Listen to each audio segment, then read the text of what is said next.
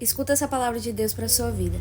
Em Atos, no capítulo 28, versículo 3 em diante, diz: Enquanto Paulo ajuntava um feixe de gravetos e os lançava ao fogo, uma víbora espantada com o calor agarrou-se à sua mão. Assim que os habitantes da ilha viram aquela cobra presa na mão de Paulo, comentaram uns com os outros: com toda certeza, esse homem é um assassino, pois tendo sido salvo do mar revolto, a justiça não lhe permitiu continuar vivendo. Contudo, Paulo, sacudindo a cobra no fogo, não sofreu mal algum. Paulo estava na ilha de Malta. Ele tinha acabado de chegar de uma viagem bem turbulenta.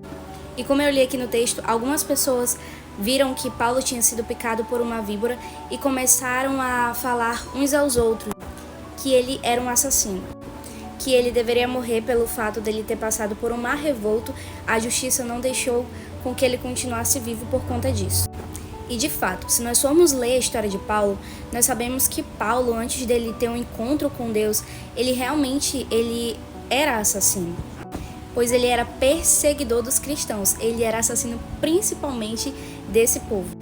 Porém, como vocês sabem, Paulo teve um encontro com Deus e todos os pecados dele, tudo foi perdoado e foi resolvido na cruz do Calvário. Paulo deixou de ser perseguidor do Evangelho para se tornar perseguido pelo Evangelho. E eu acredito que a maioria dos cristãos teve um passado bem sombrio.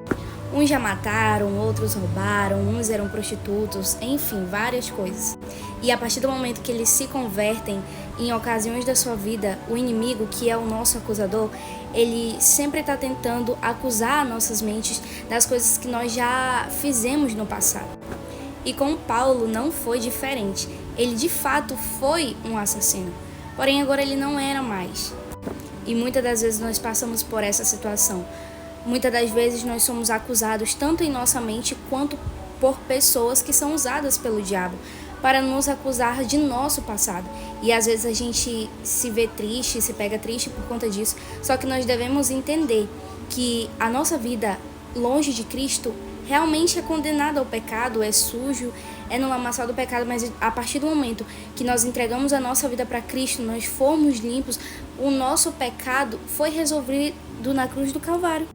E assim como Paulo, a partir do momento que nós nos convertemos, nós nos tornamos participantes do corpo de Cristo. Ou seja, não permita que ninguém e que o diabo acuse você pelas coisas que você fez no seu passado, porque o seu pecado já foi resolvido na cruz do Calvário. Entenda que um dia você foi escravizada pelo inimigo, que um dia ele te deixou sujo, que um dia ele te envergonhou, mas teve um dia também que você se rendeu e aceitou Jesus como o único suficiente Salvador, e os seus pecados foram limpos, os seus pecados foram retirados, e agora você é limpo e salvo pelo sangue do Cordeiro. Amém?